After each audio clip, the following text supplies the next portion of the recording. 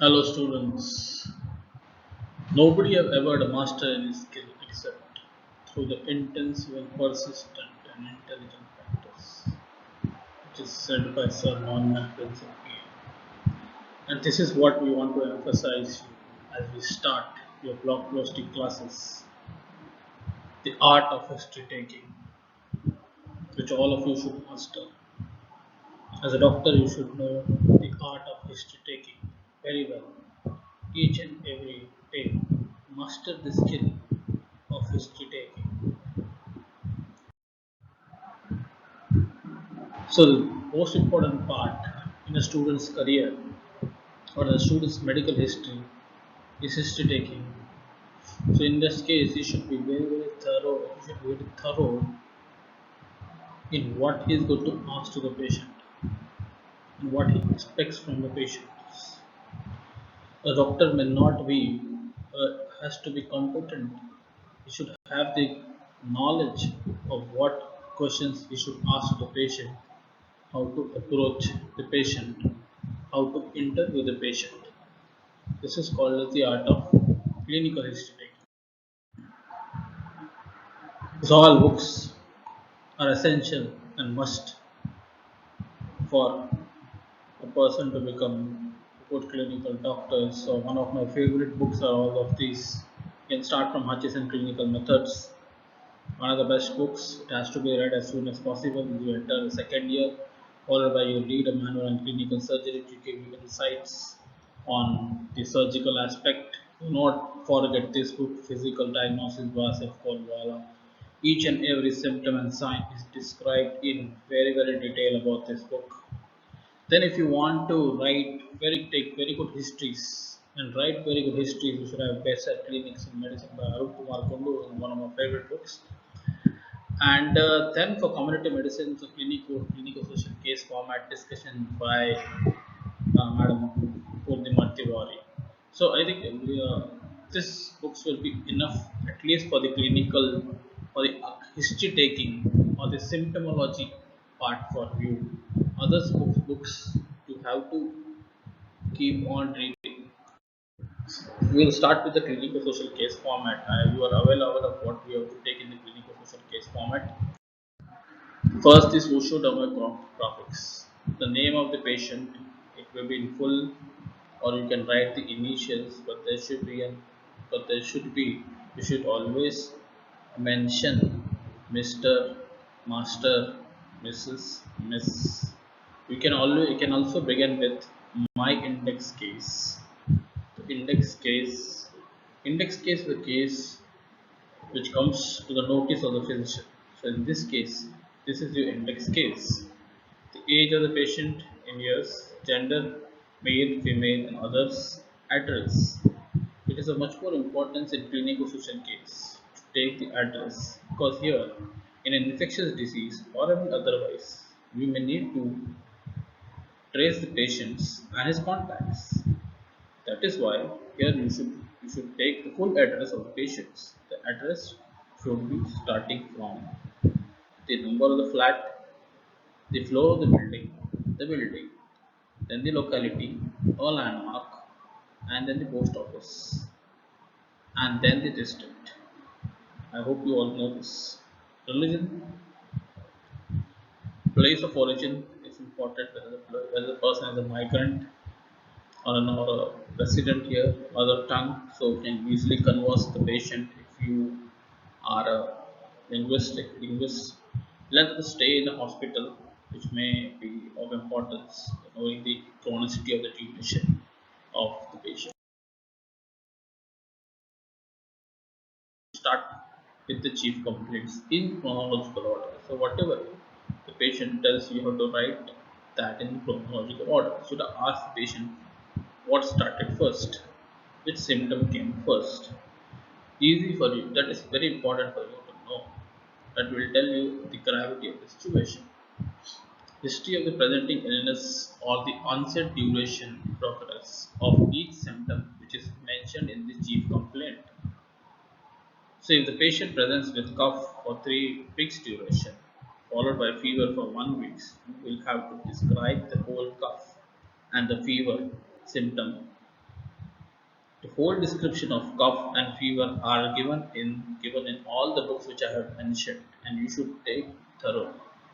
As a student of medicine, you should not miss a single point in cough, which will be easy for you to make a diagnosis. For example, if a person is having cough, a dry brassic cough in the early morning, it may point towards a diagnosis of bronchitis or a smoker's cough.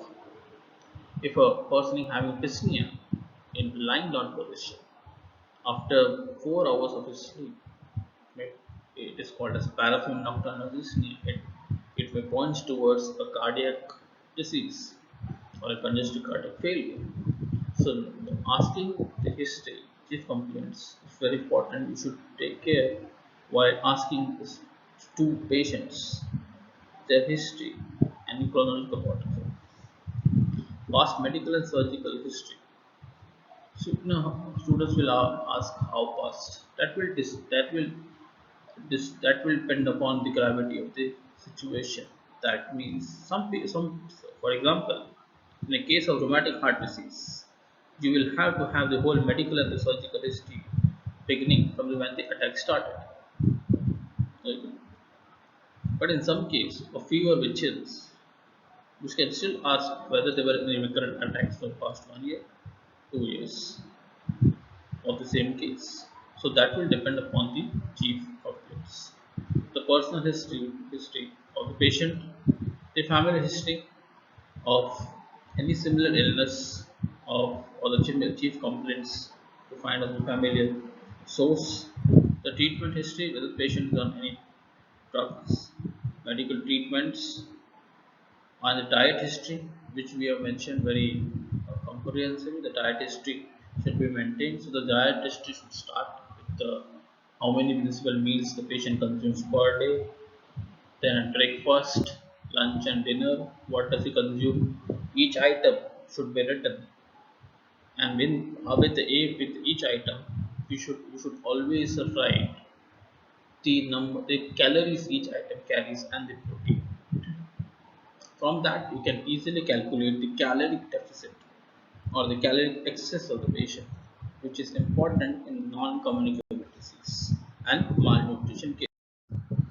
The particulars of the family members, serial number, name, relation of the head of the family, age, sex, marital status, education, occupations, income. So here you have to write relation with the head of the family. Socioeconomic conditions of the patients, income of the head of the family, the total family income from all sources. This means from all sources. So it means a person may be working in a bank clerk, but is also running a shop. So you have to add the bank income as well as the shop income, and you have to that will be a total family income. Total family income also includes income from all sources as well as all members of the family. So he may be also having a wife who will be working as a teacher. She may also be contributing. So this is important to know the economic position of the family, which helps in calculation of the socio-economic status of the family according to modified Kupuswamy scale and according to the modified PG Prasad scale. So modified Kupuswamy scale will be used in urban and semi-urban areas, and we use the modified PG Prasad scale in rural areas. The term modified is used as every year, based on inflation, we increase the money which is required according to the per capita income. Okay. Social number scale used for the family here to mention current social number status of the family. What are the social problems?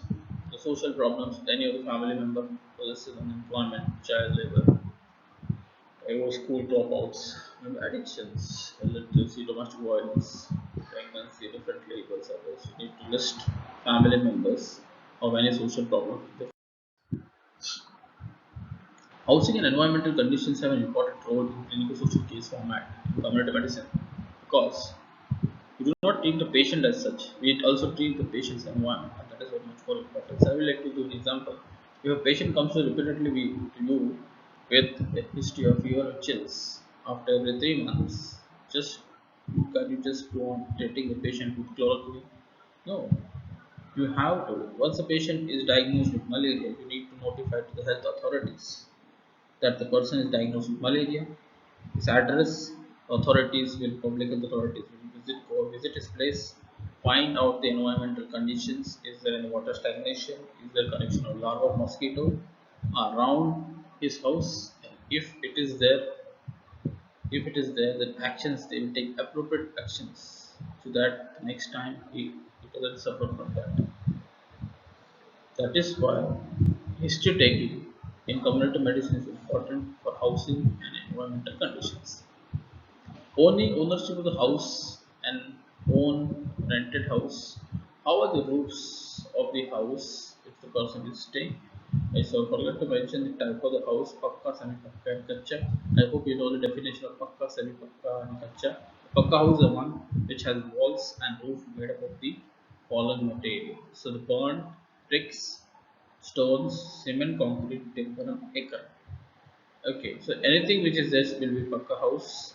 A Kacha house which not be any of this material, and then Pakka house will be having walls of made of Pakka materials and roof made of Kacha materials. Roofs and walls you have to write here Pakka and Pakka. Owner of the house is owner rented number of living rooms. Per capita floor space you need to calculate for is there overcrowding present based on the definition which is given in the park. So that's why you should this whole housing and environmental conditions. You need to reach the environmental chapter in park very thoroughly, and then only you can answer this question. So overcrowding present, yes or no? Cross ventilation, yes or no? Adequate lighting, yes or no? All these things you need to refer to park. Kitchen in a separate room, in living room and veranda. Smoke outlet present, yes or no? And the type of food used for cooking wood, LPG, electricity.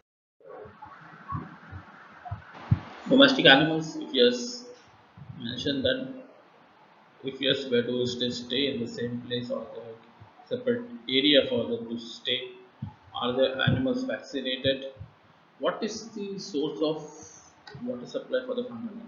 Is it drinking water? For drinking water, what do they use? Submersible tap, household or borewell? Or for cooking purpose, do they bring water from municipal tap, or they get RO water, or they have canned waters? For washing and bathing purpose, what are the sources of water? Distance of drinking water source if the water source is in house. And this is important because many villages people still fetch water for long distances. Usually in summer, when the wells go dry, they will have to walk for kilometers. Usually the women fetch water. So this is important for us to know. The storage of water and drinking water and cooking purpose. The drinking water is other pots, plastic bottles, other vessels.